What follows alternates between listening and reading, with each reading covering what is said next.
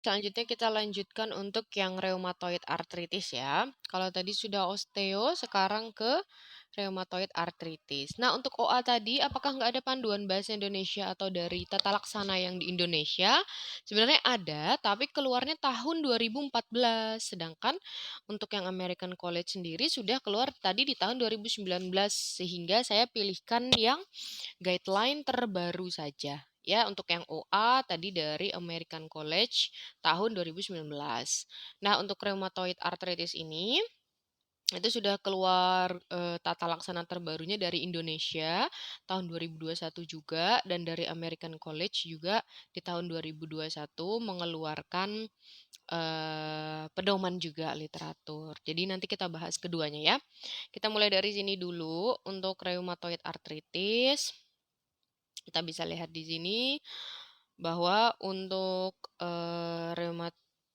rheumatoid arthritis di sini rekomendasinya yang dibuat di dalam pedoman ini adalah yaitu penggunaan DMARDS atau singkatannya Disease Modifying Anti-Rheumatic Drugs. Jadi obat-obatan anti reumatoid yang bisa memodifikasi penyakit dari RA ini ya. Kemudian ada juga yang pertama yang sifatnya konvensional atau yang tradisional, bukan dari bahan alam tapi maksudnya yang dari zaman dahulu sudah digunakan. Kemudian yang kedua ada DMARDS juga atau DMARDS tapi yang biological, yang em, terbarukan, teknologi terbarukan, dan yaitu targeted synthetic. Jadi buatan ada juga. Ya, jadi ada 3. Kemudian guideline ini juga akan meng-highlight tentang glukokortikoid. Mohon maaf, kemudian dan yang ketiga kegunaan dari obat-obat tersebut pada populasi yang beresiko tinggi, ya. Kemudian di sini kita akan langsung ke bagian rekomendasi seperti biasanya ya. Oke, mungkin ini adalah prinsip untuk penanganannya. Yang pertama, rheumatoid arthritis itu dia membutuhkan evaluasi yang dini, secara dini, serta ada diagnosis dan manajemen. Kemudian di sini dikatakan bahwa untuk rekomendasi dari DMARDS yang sangat limit atau terbatasi itu yang di-approve oleh FDA untuk penanganan RA itu ada yang konvensional DMARDS itu yang sudah approve ya. Itu ada hidroksikloroquine, ada sulfasalazin, ada MTX, ada leflunomid. Kalau untuk yang biological yang sudah di-approve ada TNF inhibitor, ada etanercept, ada limumab, infliximab, dan lainnya. Sedangkan untuk yang targeted DMARDS ada tofacitinib, baricitinib, dan lain-lain ya. Kemudian di sini dikatakan bahwa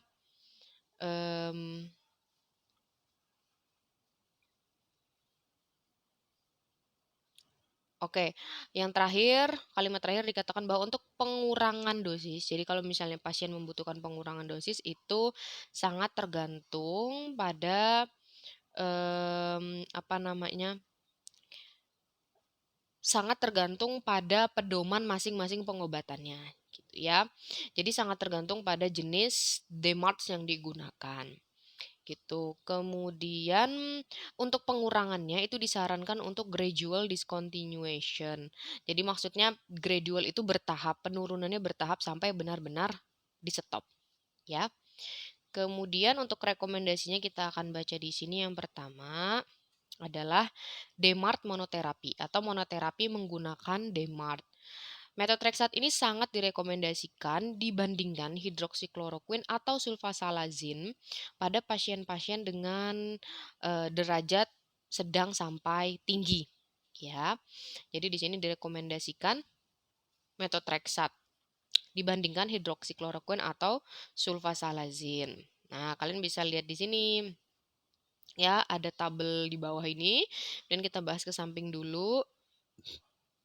Untuk methotrexate itu direkomendasikan secara kondisional dibandingkan leflunomid untuk pasien-pasien yang menuju gejala untuk pasien-pasien yang itu ya, dia itu tidak bisa diberikan DMARD pada pasien-pasien yang derajatnya sedang dan juga tinggi. Ya, di sini saya perbaiki sebentar untuk yang definisi dari DMARD naive patients. Ini maksudnya adalah yang atas ya. Jadi rekomendasi yang dibuat untuk pasien-pasien naive patient itu ada dua. Yang pertama, dia biasanya baru didiagnosa pertama kali memiliki RA, atau yang kedua, dia itu sudah pernah mengkonsumsi DMARD tapi udah lama sekali sehingga jarak dari terakhir kali dia mengkonsumsi DMARD sampai saat ini itu sudah bisa dikatakan sebagai jarak wash out.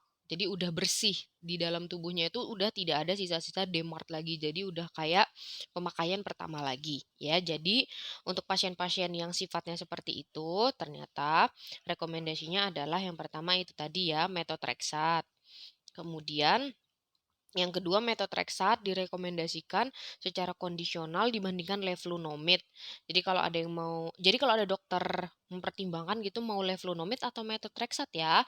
Nah ya berarti mungkin jatuhnya ke methotrexate. Nanti kalau ada dokter ingin memberikan lagi pertanyaan hidroksikloroquine atau sulfasalazin ya, berarti strongly methotrexate ya. Kemudian methotrexate monoterapi sangat amat direkomendasikan dibandingkan menggunakan biological DMARD atau targeted DMARD ya untuk pasien-pasien naive patient tadi, untuk jenis pasien yang naive tadi ya. Jadi lebih baik memang methotrexate ya. Nah, ini di sini adalah rekomendasi dari penggunaan si methotrexate tadi lebih utamanya ya. Kemudian, nah, di sini katakan lagi methotrexate monoterapi itu rekomendasinya kondisional kalau mau dibandingkan dengan dual terapi atau triple terapi dari CS DMARD ini konvensional DMARD. Jadi mau dibandingkan nih, misalnya konvensional DMARD tadi yang dipakai di atas apa jenisnya? Yang di sini tadi ada hidroksikloroquine, sulfasalazin misalnya sama leflunomid. Nah, misalnya saya mau kombinasi hidroksi sama leflunomid. Nah, dibandingkan mengkombinasi dua agen tersebut mending katanya pakai methotrexate saja, ya kan?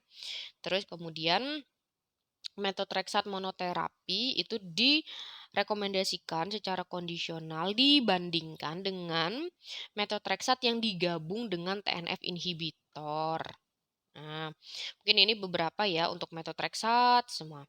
Kemudian kita akan menuju ke ini glukokortikoid.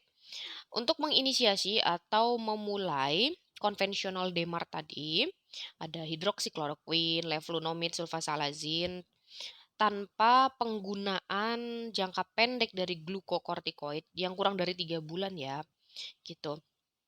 Itu direkomendasikan secara kondisional dibandingkan memberikan konvensional DMARD dengan short term glukokortikoid.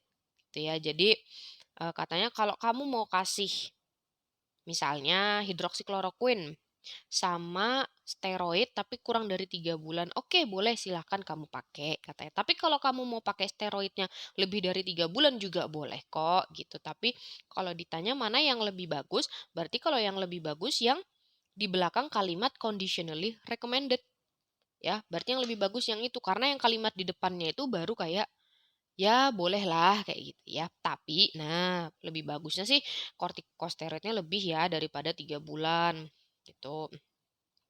Kemudian di sini dikatakan lagi penggunaan konvensional DMARD gitu ya, yang tanpa menggunakan glukokortikoid kurang lebih dari 3 bulan. Jadi tidak menggabungkan antara konvensional DMARD dengan glukokortikoid yang lebih dari 3 bulan itu sangat amat direkomendasikan.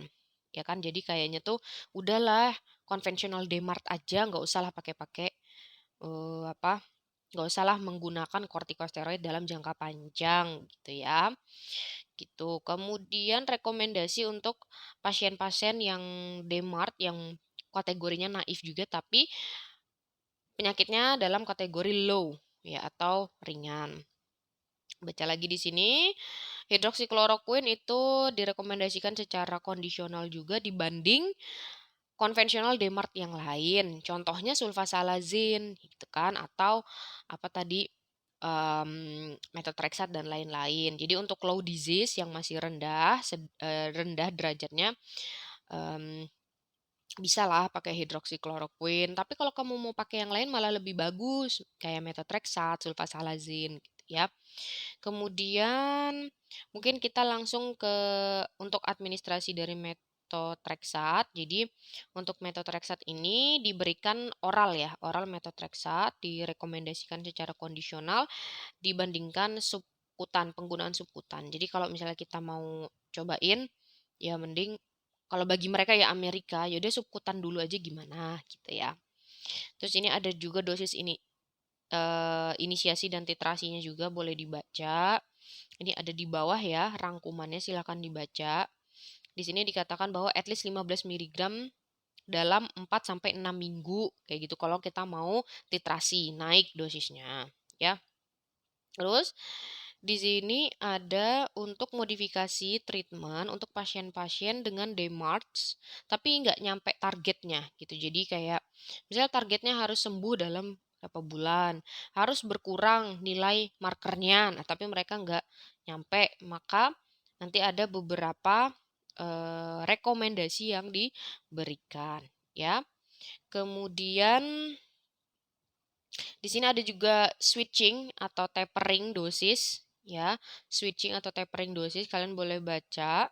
Kemudian mungkin kita ke yang guideline Indonesianya aja ya karena di sini tuh apa ya? Guideline-nya tuh terlalu bener-bener rigid ya. Insya Allah kalau yang Indonesia dia sudah seperti menyimpulkan ya.